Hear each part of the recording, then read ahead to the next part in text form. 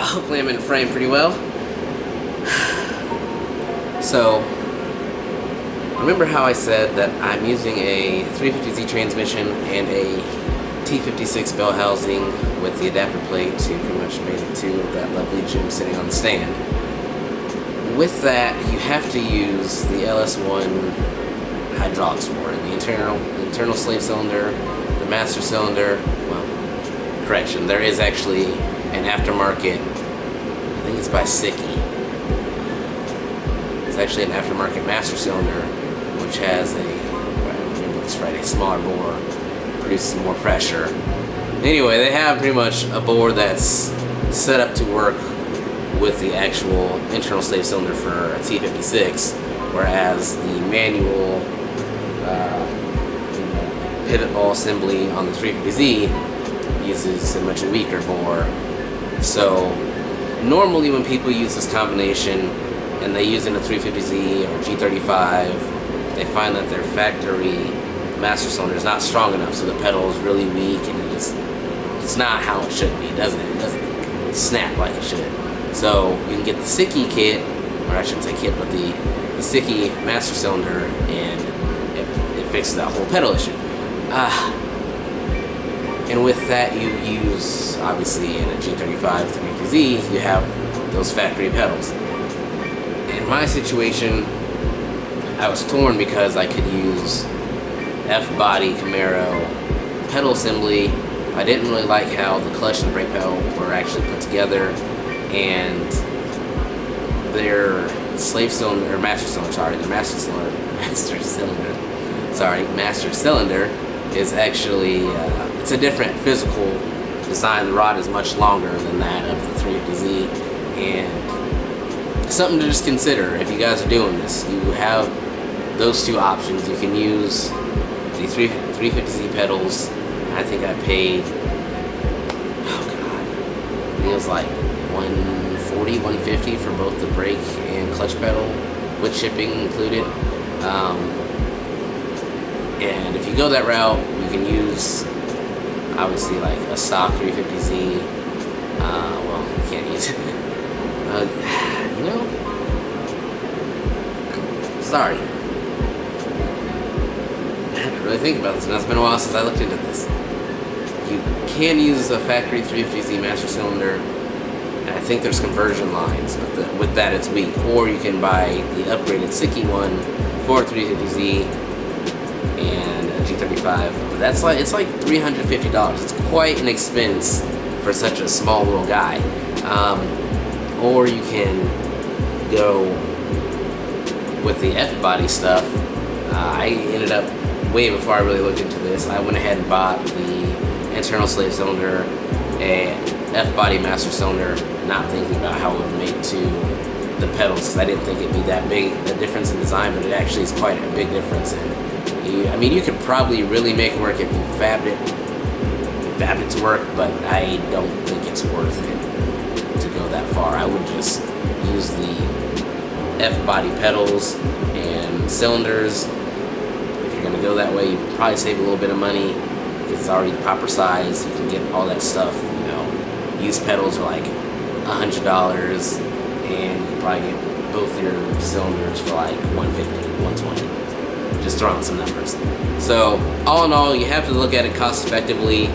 To run how I'm running it with the pedals, I'd say I'm looking at $500, and using the Siki upgraded master cylinder and using the 350Z pedals, where you could probably get by with F-body stuff and probably be in it $250, maybe $300.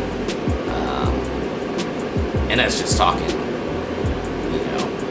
getting a master cylinder pedals. Now we're not talking about the slave cylinder, because either way, you have to use the same slave cylinder, but pedals and master alone, there's a little bit of a price difference, especially if you have a hookup that changes everything. You can get used F-body stuff, and you can get the pedals used from a Z, but unless you can get a hookup on that master cylinder, you're gonna pay a pretty penny. It could be $250, but I think it was $350, and I just want to point that out. Something you guys have to consider. We're gonna go ahead and throw in the brake pedal, so next time you see the next clip, bam. Alright, so the pedal's in. I was not able to get the top bolt in. It just was not gonna happen. I slotted it for quite a bit. I might be able to show you guys here. So I'm going to just run it how it is for now. And I'm not too concerned about, you know, how tight it's gonna be or not, because we have a long way to go before it's on the road. But you can see, let's see, it'd probably help if I zoom out some.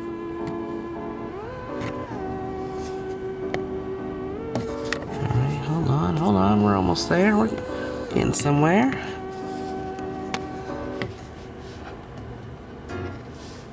Where's my light at?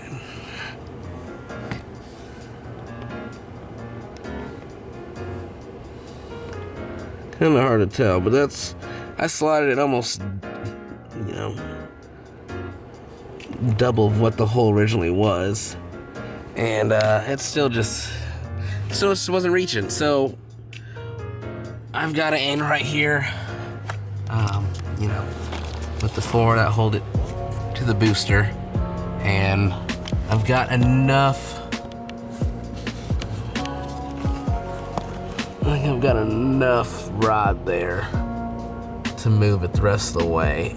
If not, we might have to look into some other booster options, maybe like a 350Z, but I'm not sure how large it is and if it will fit. So we'll probably run that all the way out and see what happens. I don't know.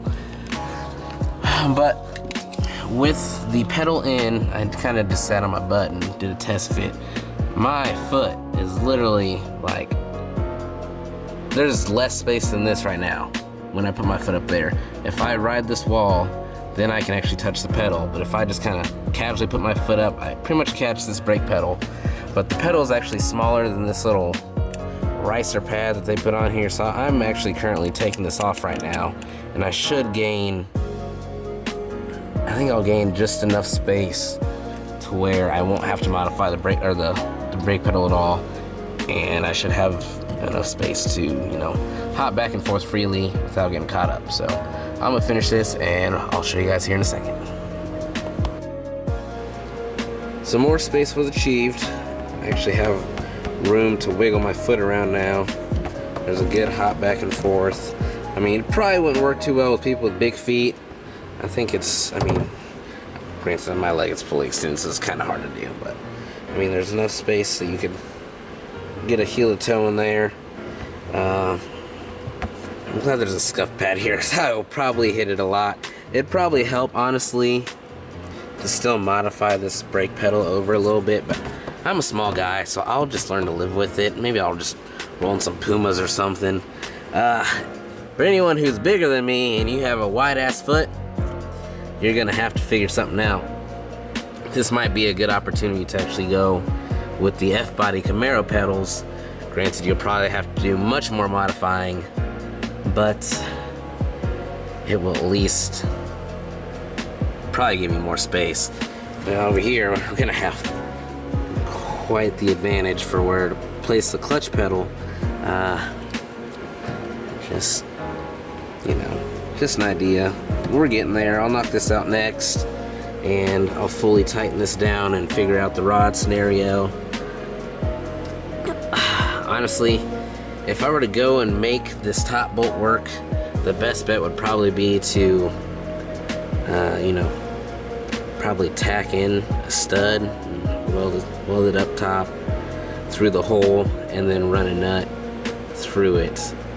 And that might have to be the end goal here. But that all depends where we go down the road and how loose this pedal is once it's actually hooked up to the booster and everything. But I think this is going to conclude the night of the pedal. Granted, I've only been out here, you know, I don't know, it's 10, I've probably been out here for like 3 hours.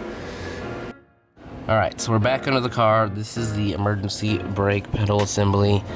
I'm going to try and point out the bolts here. Alright, so way up, oh, my finger's right to the light, way up, you know, like right about there. There's a bolt, or nut, I should say. No, actually that looks like a bolt from the screen. It's really hard to tell. There is one right here, nut there. There's another nut right here. These three do not line up at all with this clutch pedal assembly. Now this is just me looking up and down all around and, you know, generalizing where my mounting points are going to be. I don't think it's gonna work that well, so I'm going to have to make something work. And I guess when I get there, I'll let you guys know, because it might require just welding up a couple, you know, extensions onto this bracket here, or maybe I can, I don't know, modify the two together. Who knows? And honestly, guys, I think that's gonna be it for, you know, this is now episode 3, and I guess next time I'm gonna get the car up on stands, probably get everything hooked underneath, start draining all the fluids, and get this bad boy out.